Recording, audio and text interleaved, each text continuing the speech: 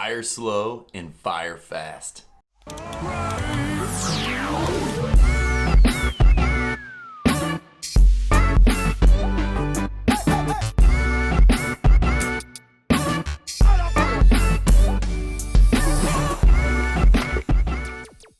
Hey everyone, my name is Jacob Godar and my channel is about building your future through business, investing, and purpose. If you like the sound of that, make sure you hit the subscribe button and the like button now because you're gonna love this topic. And the most important piece of this little three-piece go-over is the last one.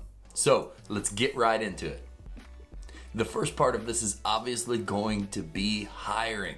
Now, if you've got a business, this is something, we have a service business and it's something that you're always learning and everyone's always asking for a hiring process and you're always trying to make your process better. So with that being said, you learn these things to do to make that hiring process strong, make it where it eliminates the problems. And so that's the hiring slow.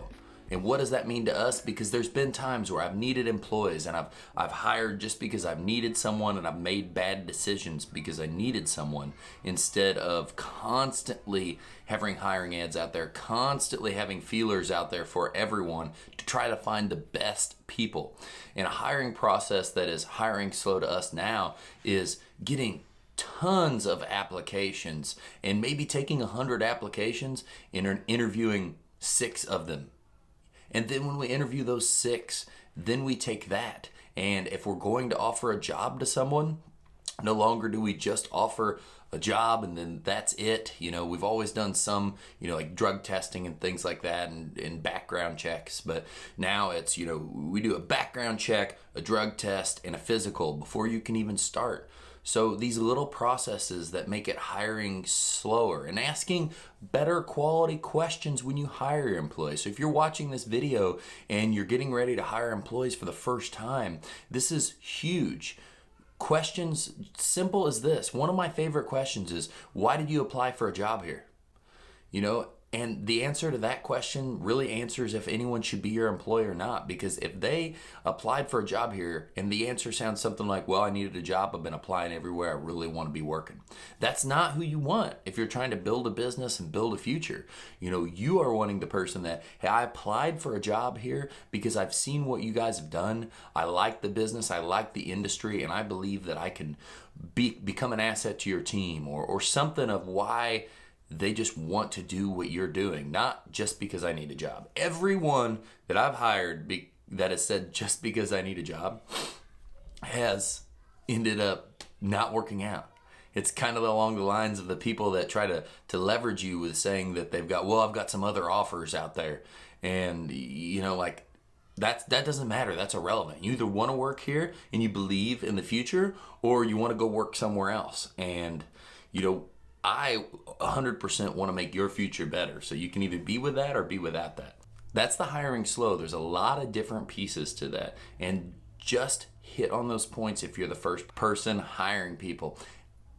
Ask the simple questions such as, why did you want a job here? And then the other quality thing to say is let them know that you're going to be calling the references. I want 2 to 3 professional references and I'm going to call them. So I would like to know what they're going to say about you. And those things will slow down your hiring process a little bit, make it produce better people. And now we'll go right into the next part of this. Now, the video was hire slow and fire fast. So the in-between to this is testing, monitoring, promoting. You get someone in, and for us, we do a 30-day review, then we do quarterly reviews after that. I really push everyone that you can have whatever you want in our company. It is all about you. So it's not about you to just be here and be breathing and get raises given to you by me. It is about you coming in and you performing, and yeah, you could get them at whatever time, but if you believe that you've picked up new skills, you've changed from what you got hired for, you can come to me and be like, Jacob, I do this, this, and this now, and I believe that that's an asset to the company, and you'll move up the ladder. So, the testing is doing those quarterly reviews, doing that first 30-day review, checking on what's going on with the employee, if they're kicking butt, promoting them and moving them up the ladder, and talking about the future plans of that person with the company.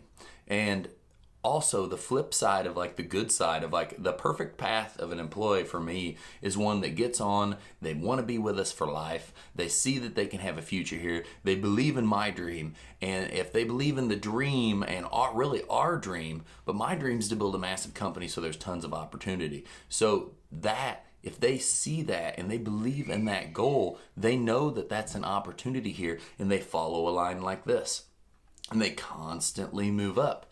Then there's the flip side of that, the person that comes on and has a bad attitude. There's problems. He's hard to work with. She's hard to work with.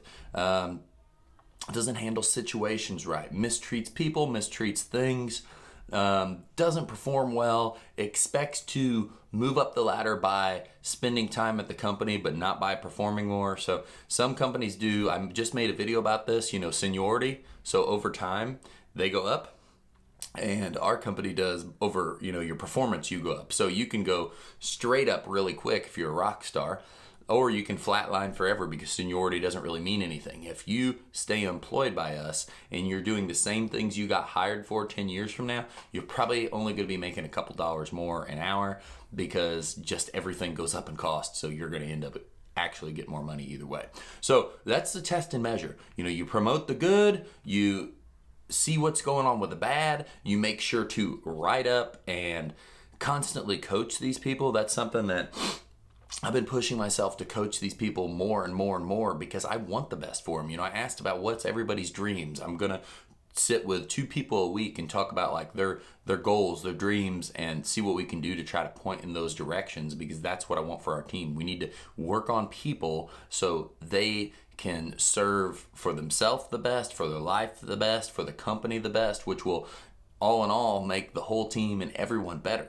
So those are the test and measure. You promote the good, you check on what's going on with the people flatlining or going down, make sure you write up and coach and see if you can bring that up. And if you can't bring that up, now we flip into the last part, and that is to fire. Firing isn't something that's fun. Firing is something that can be so challenging because you might need, it's just like the beginning. You might need the people. So you justify why you have the person. You justify this reason, that reason. Man, I can't find anybody else. There's no other good hires. There's no good people out there, and at least he's helping, or at least she's helping.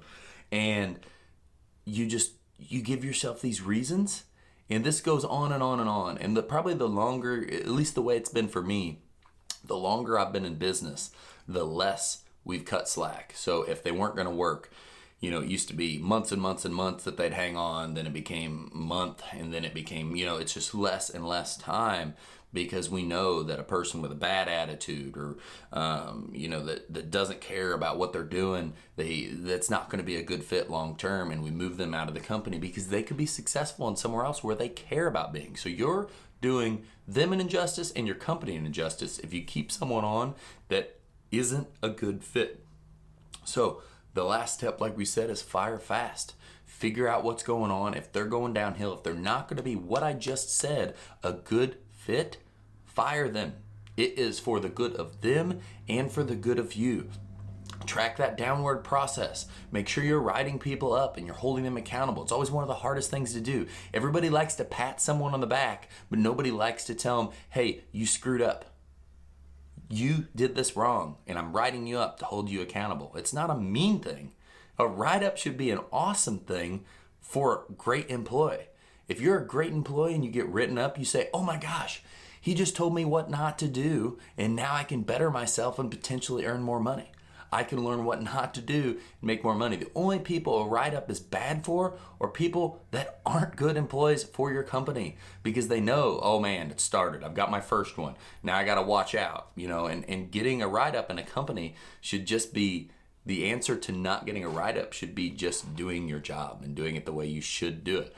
So hire slow, test, measure, promote, and check on the people as they're going through the system, and if they're going down, write-ups, and coach them as much as you can to see if you can save that, because we want to try to save everyone, but ideally you're filtering out the stuff that is unsavable right at the beginning, get them in the middle, and if you can't save the final thing, make it quick, make it fast, fire people and get them out.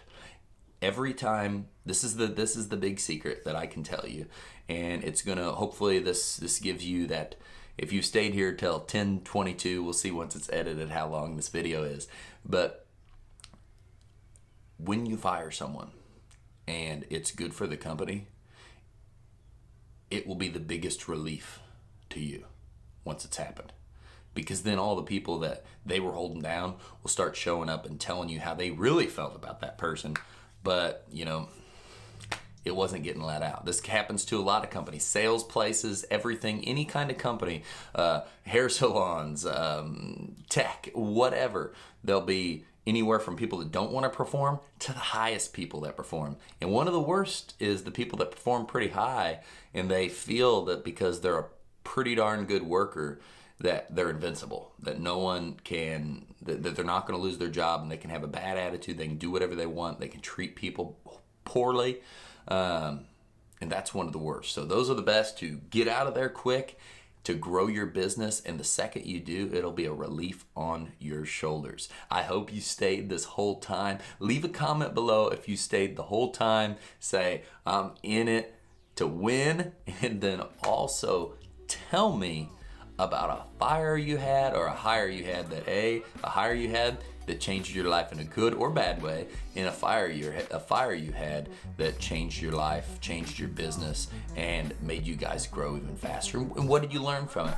Everyone, thank you so much for spending this time with me. I can't wait to talk to all of you soon. See ya.